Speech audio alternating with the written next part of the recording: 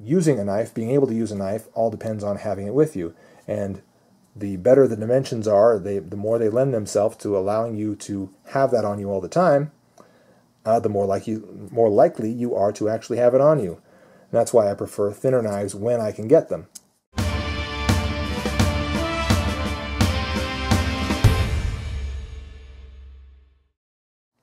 Hello my friends, Late Boy Scout here with my review of the H&K Enigma, also known as the Benchmade H&K Enigma. Yes, Benchmade brings us the H&K knives, and that's pretty cool, because the H&K line of knives are cheaper than all the other Benchmade knives. Lower quality? I don't think so. I think they're pretty good, actually. The H&K Enigma is actually very much modeled after the Ambush. If any of you guys ever owned the Benchmade Ambush, you will probably recognize that handle shape, that rolling lock, the position of the pocket clip, and so forth. As I understand it, the Ambush was aluminum, so the contours of the actual handle were different. It didn't have this sort of texturing going on here, and this is more of a Zytel type of a material. But the actual just shape, okay, the vectors of that handle were almost identical. And of course, the rolling lock was part of that knife. The blade shape is extremely different. What we've got here is kind of a reverse tanto. I've got no problems with it, by the way. I actually like it a lot. It does give you some added tip strength while also giving you the penetration you want and a slight belly, you know, with a look of kind of a, you know, almost a tanto or sheep's foot kind of a knife without being a sheep's foot, and that's really cool. I really like it a lot, actually. Some good thumb studs on there. No problems with those. Good amount of traction on them. Some good jimping on the back. You can see that that's beginning to wear off. That is to say, the coating is beginning to wear off towards the bottom of that blade. So expect, through hard use, the coating of this knife, coating on that blade actually, to wear off.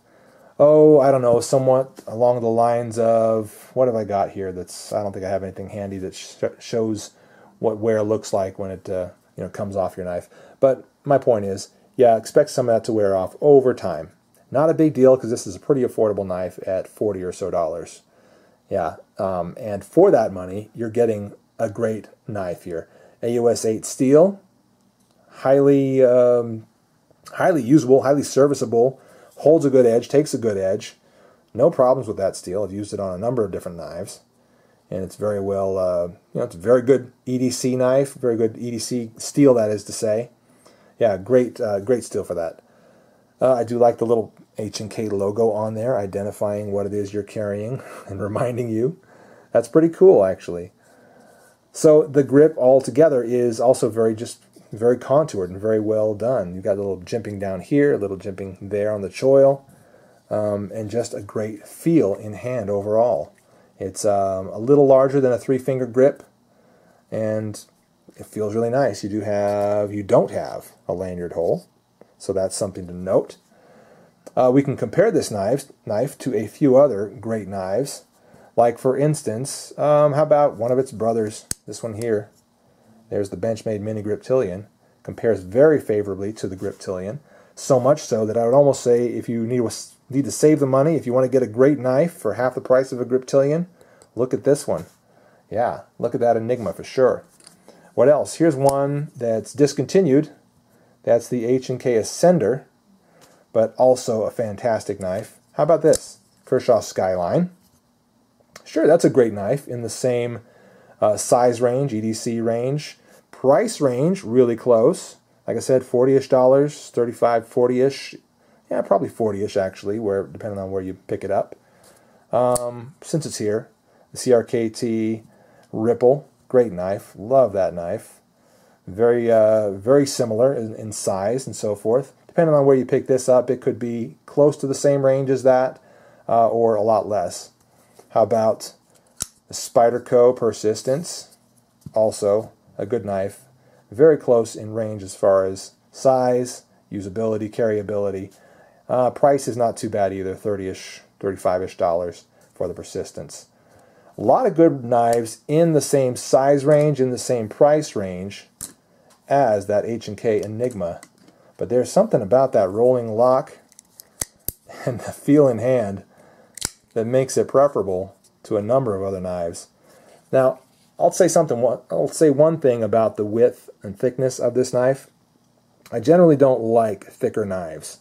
Now, the Griptilian comes in really close in thickness, but gets thinner up here and a little thinner down there.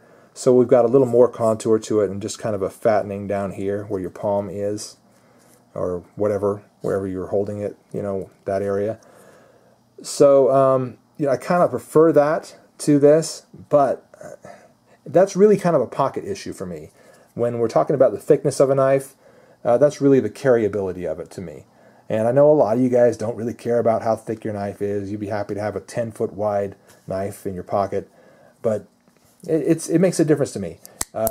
Using a knife, being able to use a knife, all depends on having it with you.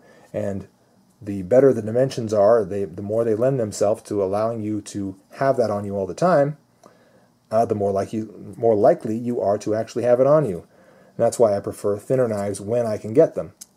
That said, like I said before, I really like the feel of this knife in hand. And I think I can live with that thickness. That is not bad at all, especially considering how nice that feels in hand. So the H&K Enigma, brought to us by Benchmade. Fantastic little knife. I really like it. I highly recommend it. One last thing, I guess I'm about to close there, but one last thing I'll talk about is it does have Benchmade's pretty standard pocket clip on it. We'll confirm that with the, here it is. Yeah, oh, you know what? Not quite. No, it doesn't. It does not have the standard pocket clip on it. In fact, those screws are placed differently. So, yeah, you're not really going to be able to swap that out with other Benchmade pocket clips. Okay, that is what it is, but they still stand behind their pocket clips if I'm not mistaken. You can always ask for a new one or a different one if that isn't working out for you or if it's bent or something like that. Okay, now I think I can close. The H&K Enigma by Benchmade. I really love it, and I highly recommend it. I'm the Late Boy Scout, and that's been my review. We'll see you guys later.